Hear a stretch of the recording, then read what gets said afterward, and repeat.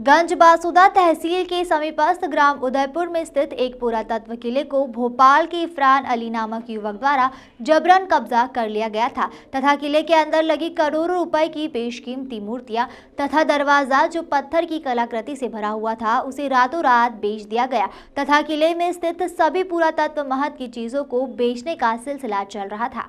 इसी दौरान स्थानीय नागरिकों और पत्रकारों ने इस पर कड़ी आपत्ति दर्ज कराते हुए राज्य सरकार को अवगत कराया। तब सरकार और विदिशा कलेक्टर ने तत्काल कार्रवाई करते हुए उसे अपने पोजीशन में लेने की कोशिश की तो उसने बताया कि यह किला हमें औरंगजेब और शाहजहां ने दिया था। लंबी कानूनी लड़ाई के बाद इरफान अली से राजस्व विभाग ने यह महल खाली करा लिया और उसे बेदखल करते हुए मंगलवार को राज्य पुरातत्व विभाग को सौंप दिया गया। यह कार्यवाही पूरी तरह से पारदर्शी और कानून के दायरे में की गई। इस अवसर पर नायब तहसीलदार दिनकर चौधरी एवं पुरातत्व विभाग के अधिकारी सहित ग्राम के सरपंच, प्रतिनिधि एवं गणमान्य नागरिक तथा पत्रकार मौजूद थे। एक्सकवेशन इंचार्ज और इस फील्ड का यहाँ पे रहा हूँ मैं। आज गंजबासुदा के तहसीलदार जो है इन्होंने दिनकर जी ने आपको ये महल सौंपा है जी आर्कियोलॉजी को। जी। अभी तक इस पे आपका कब्जा नहीं था? नहीं, आज से हमारा अधिकार इस पे हो गया है जी। और हम लोग तो ये इसको आर्कियोलॉजी ने किस तरह से अपने कब्जे में लिया है और किन चीजों की देखभाल किस तरह से करेगी? देखिए, ये पूरे तो सब जब तक रेवेन्यू डिपार्टमेंट के पास में था वो राजस्व विभाग ने उसको कार्रवाई करके पहले जो यहाँ रहते थे जिसके अधिकार में जिन्होंने कब्जा करके रखा था उनसे जिला प्रशासन ने टेक ओवर कर लिया, अपने कब्जे में ले लिया था। और हमारी ये चूँकि पुरातत्व महल है इसमें कोई शक नहीं, हमारी बहुत दिन से हम प्रोसेस पे लगे हुए थे लेकिन आज ये हमारे कब्जे में आ गया है। ये किसके कब्जे में था इससे पहले? अब इतना नहीं, शायद सैयद इरफान अली या कुछ नाम था उनका। क्या लगता है आपको इस महल में से कुछ मूर्तियां वगैरह गायब हुई हैं, कुछ दरवाजे वगैरह गायब हुए? नहीं, अभी इस बारे में तो अपन नहीं कह सकते, पूरा खंडहर तो है जी। अब इसमें निश्चित रूप से जब वीरान पड़ा रहता है तो कुछ चोरी होने का प्रयास होता है, हुआ होगा, हमें नहीं मालूम है क्योंकि इधर वाला पूरा वाला हिस्सा तो टूटा हुआ है। वैसे भी आज की तारीख में भी पीछे की तरफ से आदमी आ सकता है, इस बारे में नहीं। लेकिन अब चूंकि director of archaeology Madhya Pradesh government के अंडर में आ गया है तो विभाग ने हमारी ये इसको डेवलप करने का प्लान किया है और इसका जल्द ही आप लोगों के सामने यहाँ पे इसका रिनोवेशन और कंजर्वेशन वर्क आपको देखने को मिलेगा। और हमारा प्रयास है कि इसको एक ऐसे सेंटर के रूप में विकसित किया जाए कि जिससे लोग उदयपुर और आसपास के इतिहास को समझें और दर्शनीय स्थल बन जाए। इरफान अली ने कुछ तो तर्क दिया होगा कि मैं इसमें क्यों काबिज हूँ? अब देखिए साहब, उसमें देखिए काबिज वो अपने तो एंसेस्ट्री वो जो है अब नहीं कह सकते, लेकिन एंसेस्ट्री तो अपने को बहुत पुराना बताते रहे, लेकिन हमें इस विवाद में नहीं पड़ना। स्मारक पुरातत्वीय है, आज से कम 600 साल पुराना तो है। इसमें स्ट्रक्चर जो हमने देखा है, पढ़ा है, उस हिसाब से 600 साल से पुराना तो है ही, और हो सकता है कि आसपास और पुराने भी। खान साहब, इसमें मैं ये जानना चाहूंगा, ये परमाल वंशजों का बनवाया हुआ है जैसा कि आप पुरातत्व की दृष्टि से अगर इसको देखते हैं, या ये किस समय बना होगा?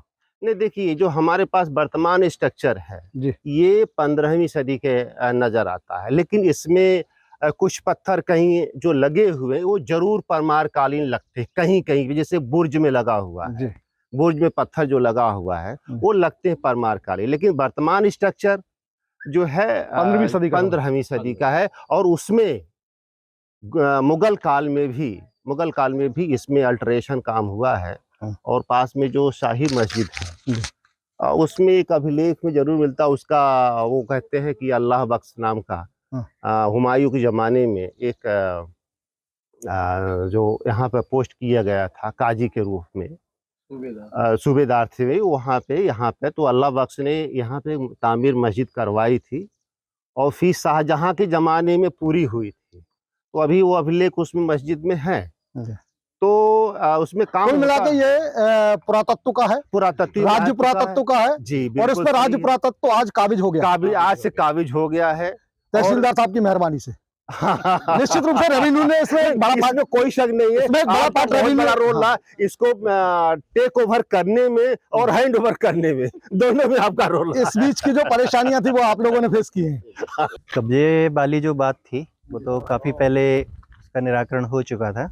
वर्तमान में अभी जो आर्कियोलॉजिकल सर्वे ऑफ इंडिया जो मध्य प्रदेश है स्टेट वाला, उसको अभी इसका नोटिफिकेशन जारी हो गया है, तो आर्कियोलॉजिकल सर्वे ने उसको अपने हैंड ओवर कर लिया है। तो आज बस वही कार्रवाई करने के लिए हम उपस्थित हुए हैं। हमारे साथ में ये इंद्रपाल यादव जी हैं, archaeological survey of Madhya Pradesh के, और साथ में अहमद अली जी हैं, इनको हमने आज सुपुर्द किया है, चाबियां दी हैं इसकी।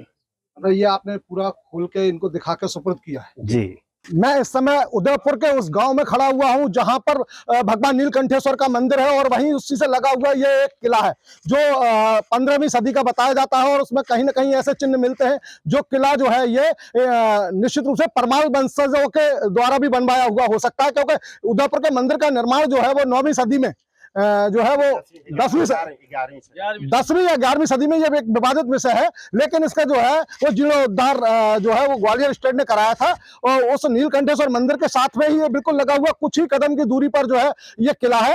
अब ये एक विवाद का विषय है कि ये औरंगजेब ने बनवाया था या परमाल वंशजों ने बनवाया था, जिसने भी बनवाया था, लेकिन ये पुरातत्व विभाग का है। लेकिन इस पर इरफान अली नामक एक व्यक्ति ने जो है इस पर कब्जा कर रखा था, और कब्जा करने के बाद इसका पूरा का पूरा जो है नया स्ट्रक्चर भी इसमें निर्माण किया था, जिसकी शिकायत बार बार जो है वो बाजदा एसडीएम, कलेक्टर साहब और तमाम पुरातत्व के अधिकारियों से की जा रही थी, जिससे ये जो है बाद में उनके एक्शन लेने के बाद इस पर जो है वो ये तय हुआ।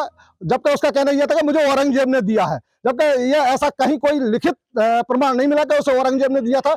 और यहाँ पर जो है वो रेवेन्यू विभाग ने उससे जो है खाली कराया जब उसके पास कोई तथ्य नहीं पाए गए।